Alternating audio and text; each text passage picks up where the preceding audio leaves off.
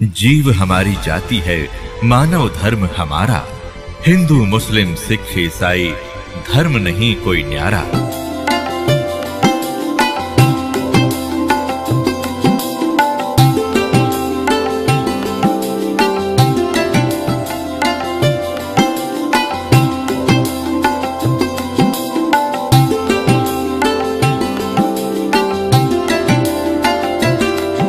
सतगुरुदेव की जय।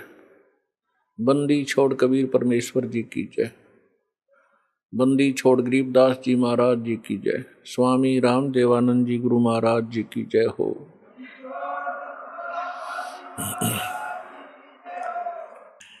कुत्ता हूँ गुरुदेव का, रामपाल दास का नाम, गले प्रेम की जेवड़ी, जा खेचो वहाँ जाऊं।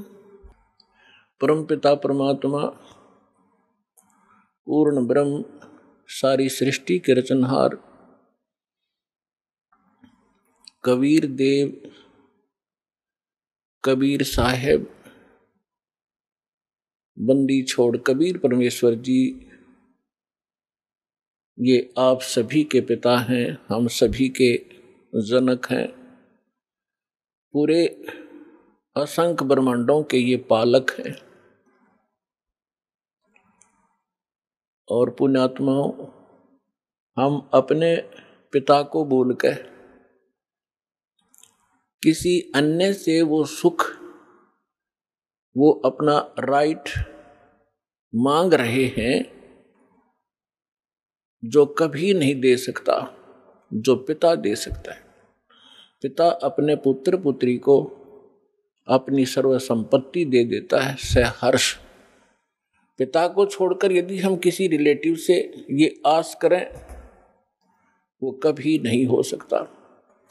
ठीक इसी प्रकार हम अपने पिता को छोड़कर उस परम पिता सर्वशक्तिमान सर्वसृष्टि रचनहार कबीर परमेश्वर को छोड़कर हम अन्य भगवानों से वो डिमांड करते रहे, हमें सुख दे भगवान, हमें निरोग कर भगवान, आपत्तियों का निवारण करे परमात्मा, ये कभी नहीं कर सकते। एक समर्थ परमात्मा है जिसका आज तक हमें ज्ञान नहीं था, और वो यहाँ आकर 120 वर्ष रहे, अपनी महिमा बता भी गए और दिखा भी गए। लेकिन हम बालक हैं, बालक की बुद्धि बालक जैसी ही होती है।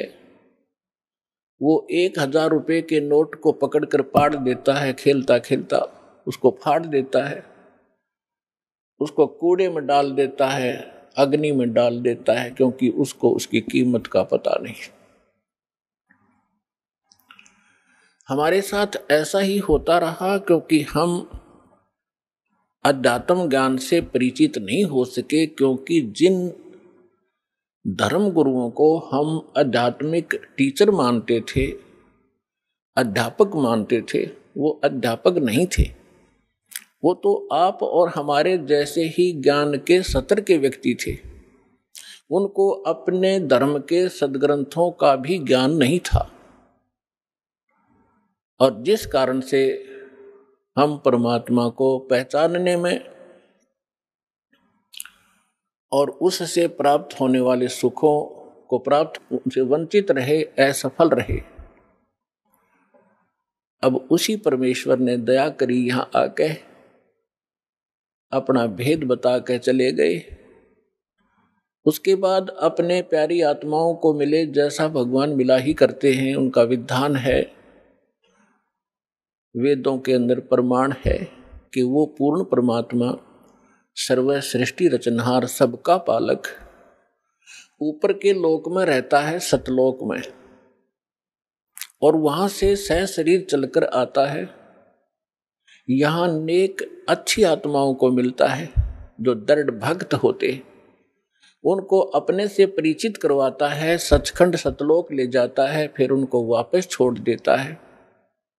परमात्मा से परिचित वो महान आत्माएं संत उस परमेश्वर के यथार्थ ज्ञान का प्रचार किया करते हैं, लेकिन उनकी संख्या कम होती है और वो ज्ञान सत्य होता है। पूरा विश्व असत्य ज्ञान से परिपूर्ण होता है, ओतप्रोत होता है, जिस कारण से हम भगवान को भी ठुकरा दिया हमने और उन महापुरुषों के अमृतवाणी को भी स्वीकार नहीं किया जिन्होंने परमात्मा को देखा और पाया था। उनमें से कौन कौन है? आदरणीय धर्मदास साहिब जी, आदरणीय मुल्कदास साहिब जी, आदरणीय नानक साहिब जी, आदरणीय दादू साहिब जी, आदरणीय गरीबदास साहिब जी, गांव छुड़ानी, जिला झज्जर, हरियाणा वाले, आदरणीय गीसा दास साहिब जी, गांव खेखड़ा, जिला बागपुर, पहले मेरठ था अब बागपुर हो गया, उत्तर प्रदेश में, और आदरणीय स्वामी रामानंद जी, काशी वाले ने। इन महापुरुषों को परमात्मा मिले, वो कबीर देव मिले, वो कबीर साहब मिले, अल्लाहू अकबर मिले, और उनको सचखंड लेकर गए, सतलोक लेकर गए, जहां भगवान रहता है और जहां हम सभी रहा करते थे। हम अपनी गलती से यहाँ गलत स्थान पर आकर गिर गए, और जब तक हम उस स्थान पर नहीं जालेंगे तब तक ये जीव सुखी नहीं हो सकता। उन महापुरुषों को परमात्मा ने इसलिए परिचित करवाया कि वो गवाही देंगे कलयुग में कि हमने भगवान देखा और वो कहाँ रहता है। जो उन महापुरुषों ने ज्ञान दिया, परमात्मा कैसा है, उसका नाम क्या है, वो कहाँ रहता है, उसकी प्राप्ति कैसे होती है, वो साकार है या निराकार है, स्वयं परमेश्वर ने आके बताया। और जिन्होंने भगवान को देखा, परमात्मा को देखा, उन्होंने वही बताया। और फिर जब दास के ऊपर कृपा की परमेश्वर ने, अपने ही सदग्रंथों को खोजा तो उन सदग्रंथों में वही पाया जो भगवान ने बताया था। और परमात्मा से परिचित जिन महापुरुषों के अभी आपके सामने नाम गिनवाए, इनने भी वही बताया था। और जो साधना हमारे सदग्रंथों में लिखी है, सबसे पहला प्रश्न यही आता है मन में कि भगवान किसने देखा है। अभी दास ने आपके रूबरू जिन महापुरुषों के शुभ नाम की गिनाए, इन्होंने भगवान को देखा है, इन्होंने भगवान को पाया है। और भगवान कैसा है?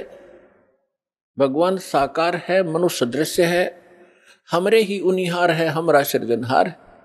हमारा भगवान हमारे ही जैसी उनिहार का है, यानी मनुष्य दृश्य ही है, लेकिन उसके सामर्थ्य में और जीव के सामर्थ्य में दिन और रात का अंतर है। वो सर्वशक्तिमान है, सर्वसृष्टि रचनहार है, सबका पालक है, लेकिन है मनुष्य जैसा ही। फिर तीसरा आता है कि परमात्मा मिलता कैसे है। जैसे ज्ञान भी हो जाएगा, भगवान ऐसा है, भगवान वहाँ रहता है, परमात्मा ये सुख देता है, जब तक उसका समाधान नहीं मिला, उस स्थान को पाने की विधि प्रॉपर नहीं मिली, तो ज्ञान भी व्यर्थ है।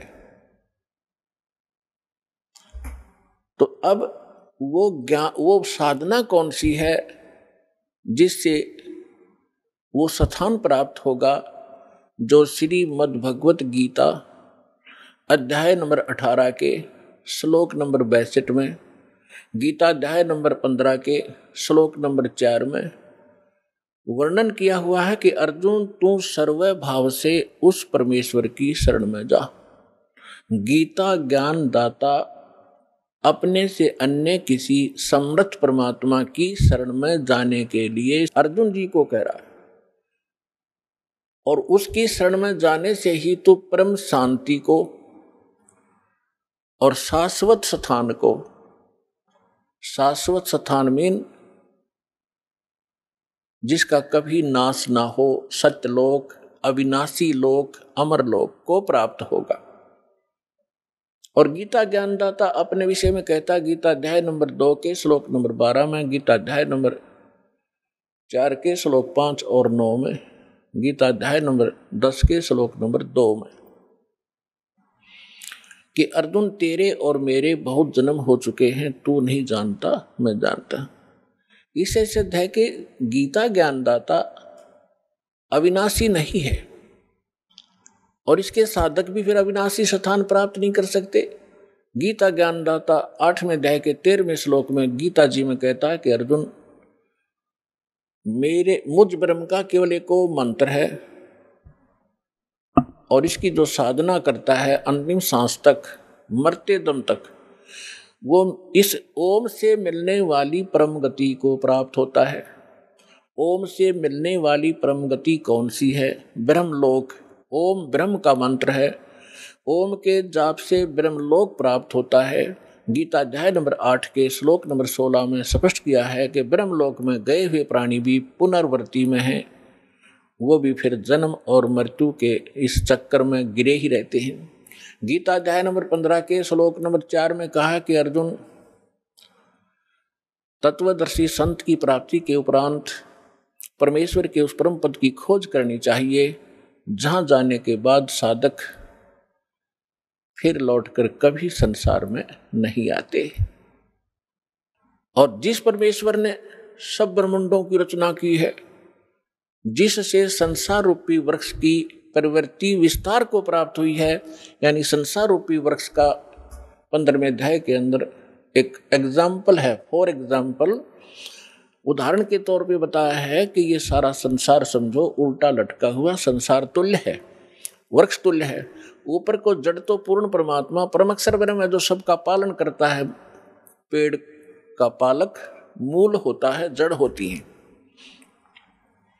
और बाकी जितना भी तना डार टहनियां पत्ते उस मूल से ही आहार प्राप्त करते हैं, खुराक प्राप्त करते हैं।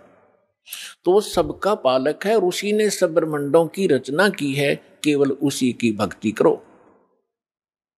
आप सुन रहे थे जगत गुरु तत्वदर्शी संत रामपाल जी महाराज जी के मंगल प्रवचन। अधिक जानकारी के लिए विजिट कीजिए हमारी वेबसाइट www.jagatgururampalji.org। संत रामपाल जी महाराज जी के शुभ आशीर्वाद से पूरे विश्व भर में 500 से भी ज्यादा नाम दीक्षा केंद्र हैं, जिन पर संत रामपाल जी महाराज जी द्वारा ऑनलाइन निःशुल्क नाम दीक्षा दी जा रही है। अपने नजदीकी नाम दीक्षा केंद्र का पता करने के लिए संपर्क करें 8222880541।